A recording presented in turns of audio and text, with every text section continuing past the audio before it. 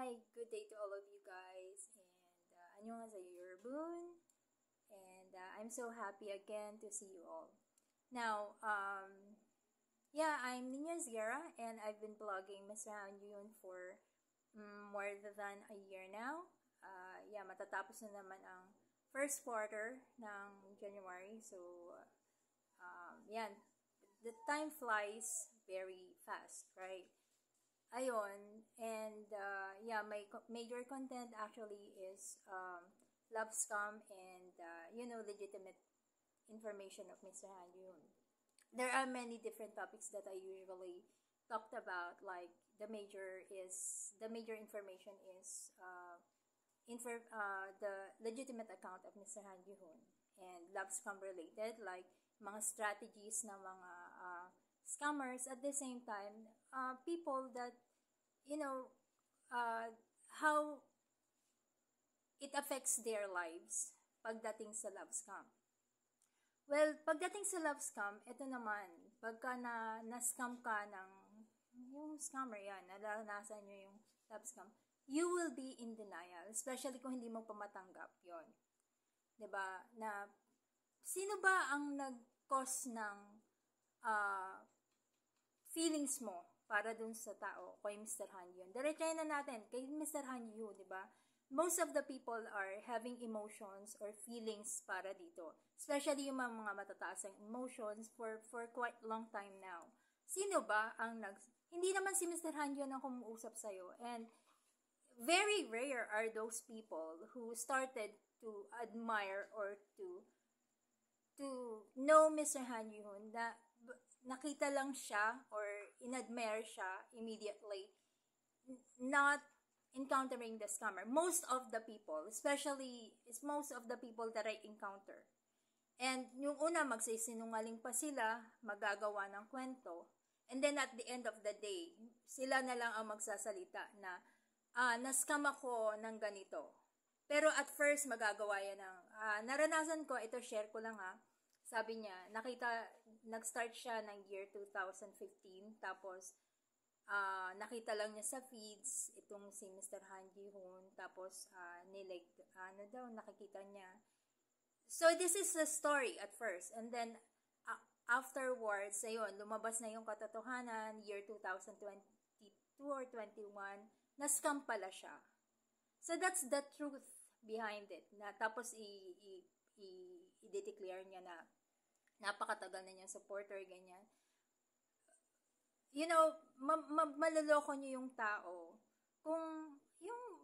kung baga hindi, madali niyo maloloko yung tao kung hindi naman ganun ka-concern or wala namang ganitong task na ginagawa. Pero if you want to believe or if you want to influence people na, bawa ako, nagpapalag ako, of course, I will know kung nagsisinungaling ka. Meron pang iba, sabihin kaibigan nila si Mr. Han Yun. Mga ganun ba?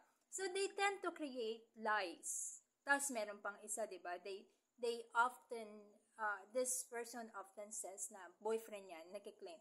Yung isa man hindi nagkiklaim, pero, ganun pa rin, yung emotions niya. Then, the point is, yun nga, they cannot get out of that situation of this emotions, diba? Emotions na napakataas ng level ng emotions niya, ng tao, it's because yung iniwan ng scammer sa kanila, nagstay, na-retain, simula nung nakita nila, yung legitimate Han Ji-hoon.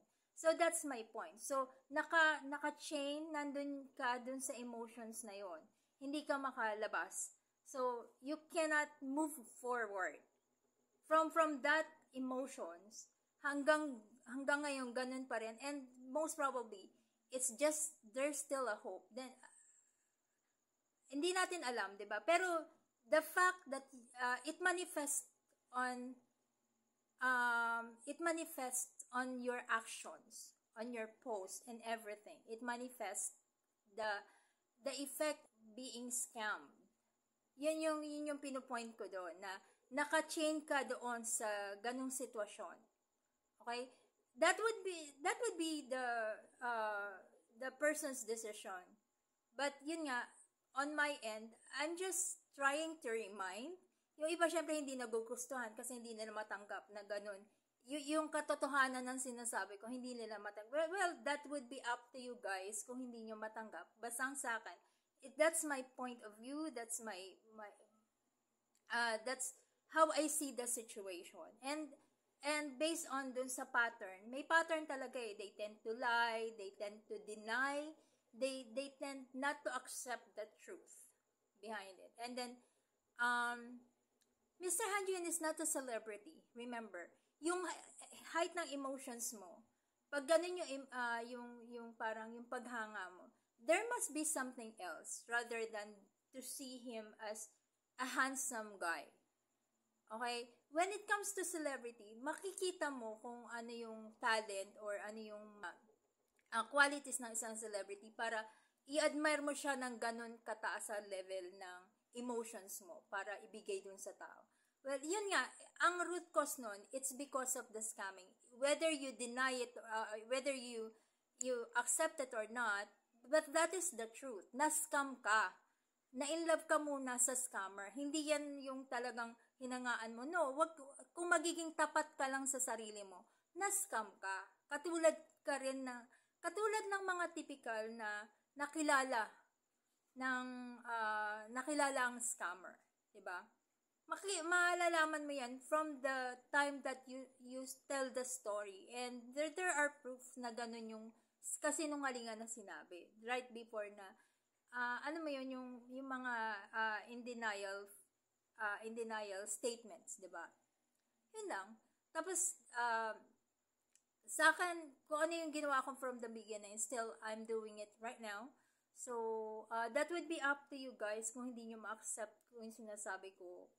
That would be up to you, diba? Yan lang. And, ang sa akin naman, today lang, wala naman tayong, basta hindi tayo nagsisinungaling, wala tayong idinidinay sa sarili natin, diba? From the beginning, I have a consistent story about what happened, and I have a consistent way of delivering the information.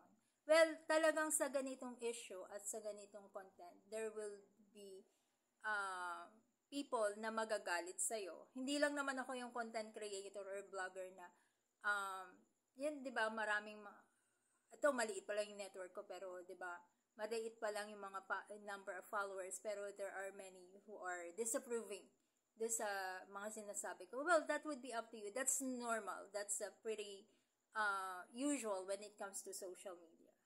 Basta ako, I'm doing what I know is, right?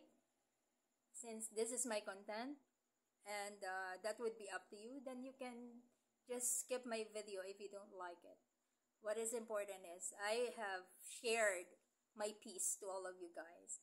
And I hope that those souls that were saved and continue to move on. And sana, for those who haven't moved on yet, for those who are still imprisoned of what is their emotions toward this man, yung pagiging in love mo, or pagiging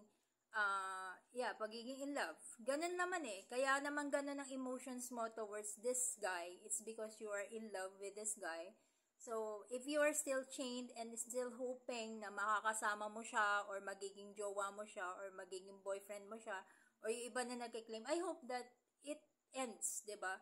But that would still be up to you. Pero, knowing that you are imprisoned into this situation, well, it means that you haven't embarked your situation. You haven't moved forward to another stage or another chapter of your life. You are still imprisoned into that situation. So, meaning, hindi ka pa nakaka-move on. That's the point there. You are still in the same situation and you haven't changed anything sa situation. That's the point that you haven't moved on. Peace to you guys. Annyeong!